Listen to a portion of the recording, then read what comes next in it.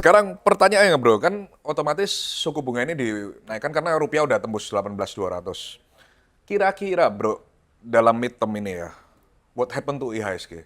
Dan bottomnya kira-kira prediksi lu di angka berapa? Oke, jadi kita urut dulu dari waktu di atas. Iya. Desember 2025, Iya. saya gambarkan IHSG akan ke 9150. Betul. Kena.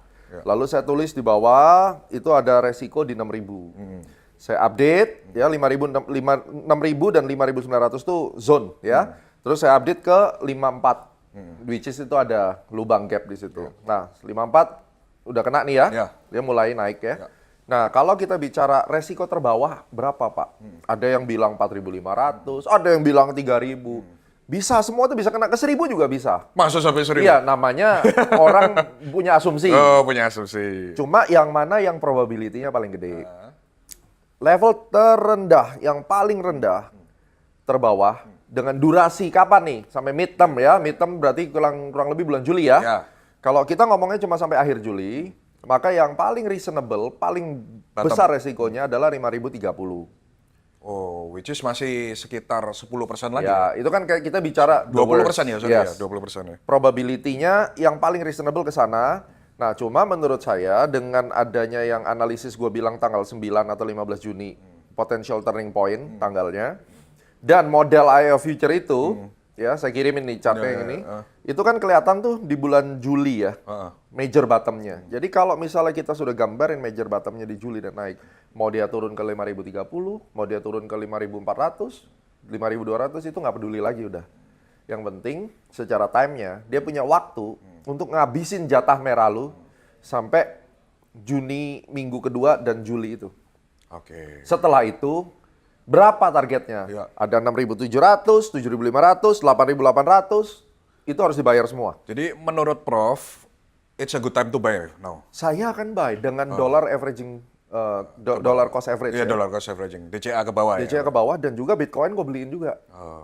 Gitu. Jadi saya dari 2008, 2007 mengamati hampir 20 tahun ini. Penyesalan terbesar saya adalah ketika saya meragukan suara pertama di hati saya, logik bahwa sebuah perusahaan besar seperti BCA, BRI, Mandiri, Astra, Telkom, whatever itu yang gede-gede. Kalau dia sudah sampai 4 kali standar deviasi valuasinya dia atau minus 3, itu nggak ada lain, nggak usah pakai ilmu apa-apa. Beli. Nggak usah ngomong ilmu deh. Iya, iya, iya. Video ini disponsori oleh IUX24. Kalau kalian sudah lama di dunia trading, pasti sadar kalau perbedaan terbesar antara investor retail dan institusi bukan cuma modal, tapi kualitas informasi. Strategi saja nggak cukup kalau kita nggak punya wawasan pasar dan analisa sentimen yang cepat dan real time. Makanya, belakangan ini saya menggunakan IUX24 untuk membantu analisis makro harian. Platform ini menggabungkan data pasar dan AI dalam satu tempat, jadi proses riset jadi jauh lebih efisien. Sehingga saya bisa buat keputusan trading lebih cepat dan mudah. Di dalamnya ada market overview yang berisi kalender ekonomi, stock screener, dan market heatmap. Ada juga AI market sentiment untuk membantu memahami sentimen pasar secara real time, serta AI analyst chat yang bisa membedah dampak suatu berita dengan berbagai skenario bullish maupun bearish. Kalau fitur favorit saya justru di Dark Pool Tracker. Fitur ini membantu monitor aktivitas transaksi institusi besar sehingga kita bisa mendapatkan gambaran kemana saja smart money sedang bergerak.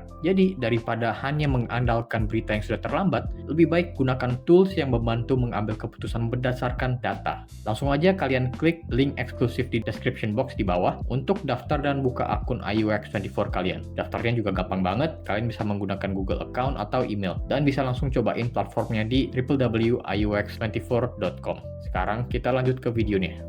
Karena ini pasar saham Indo ya, bukan pasar saham di negara yang saya nggak kenal. Yang saya lihat selama 20 tahun adalah setiap crash, mau apapun alasannya ini loh, mau apapun, mau presiden yang nggak kompeten, mau perang, mau nuklir, apapun. Merah itu pasti ada counternya, siklus itu pasti berbalik. Dan pada saat berbalik, hanya orang-orang yang bisa mengikuti konsepnya Warren Buffett. Ketika orang ketakutan, greed. Buy when there are bloods on the street. Yes, itu tidak pernah salah.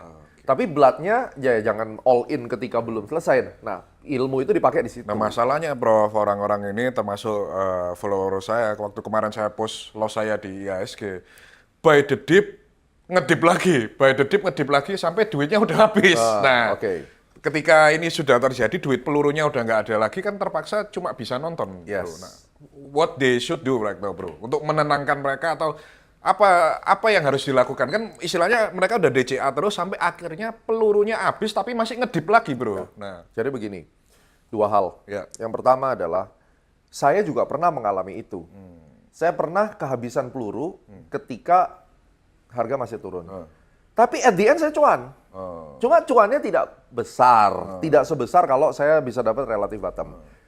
Kalau gitu gimana? Terima sebagai pembelajaran. Nanti kalau ada crash lagi, belajar dari crash yang lalu. Nah, saya bisa tenang karena saya udah belajar alumni 2008. Gitu loh. Saya alumni 2013, saya alumni COVID. Ya kan? Nah, yang baru muncul sekarang ini kan alumni COVID. 2025 kemarin ada crash kan? Berarti udah dapat dua penghargaan lah. Bersurvive ketika COVID dan survive ketika tarif war. Nah, yang kedua adalah kita fokus di harga average. Makanya kenapa namanya DCA. Di average cost-nya itu masuknya 10 kali kalau marketnya crash. Makin bawah makin gede. Jangan entry pertama gede, makin bawah makin kecil, kebalik. Jadi ini yang harus dipelajari. Terus berapa jauh Pak ke bawahnya? berapa jauh, betul? Jadi minimum, kalau Anda nggak ngerti technical, kasih gerbang 10%. Maksudnya? Jadi dari atas masuk, turun. 10% baru masuk lagi. Oke. Size-nya lebih gede. Oke. Kasih lagi 10%, masuk lagi. Oke. Gitu caranya. Oke. Dan biasanya saham-saham yang bagus, yang fundamentalnya bagus, bagi dividen, Ya. kuncinya di bagi dividen nih. Oke. Biasanya turunnya itu nggak nyampe sampai 60%. Oke. Biasanya ya, mentok di 60 atau maksimum 70 itu udah sial banget lah. Ya. 70% turun itu cuma ditoel, Pak. 2 hari, boom, terbang. Boom. Auto reject langsung. Nah, kalau kita asumsikan 6 kali, berarti berapa kali Anda entry? Kalau 10%? 6 kali berarti? 6 kali. Itu aja caranya. Jadi dari kira-kira, oh resistannya di sini yang jebol nih, ada volume gede. Hitung 60%, Oke. tiring 6 kali, yang terbawah yang tergede. Oke. Berarti itu cara DCA yang benar ya? Yes. Nah, sekarang pertanyaan yang common, bro. Kan selalu orang berdebat BBCA, BRI, Mandiri. Nah, sekarang gua tanya, kenapa lu pilih BRI daripada Mandiri, bro? Saya tanya ya, izin saya tanya. Kenapa lu nggak beli Ferrari, gue tanya. Kenapa gua nggak beli? Kenapa lu mainnya McLaren kan?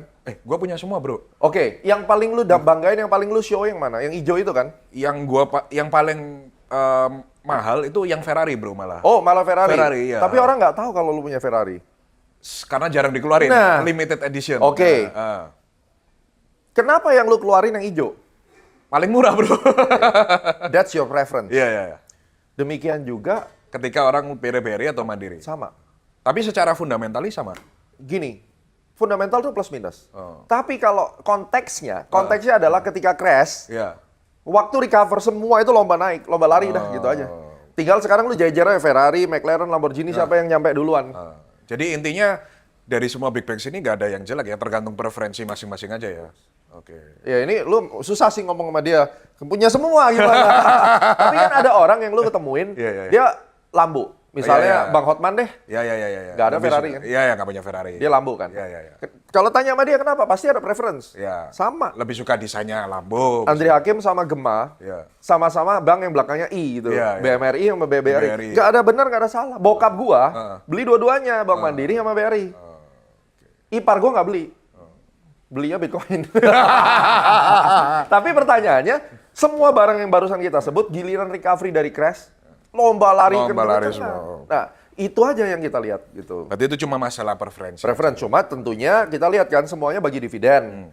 Berarti ada similarity. Berarti kalau misalnya mau Ferrari, mau McLaren, semuanya adalah supercar to hypercar gitu. Ya. Kita harus bicara apple to apple, same tier gitu. Ya. Itu aja.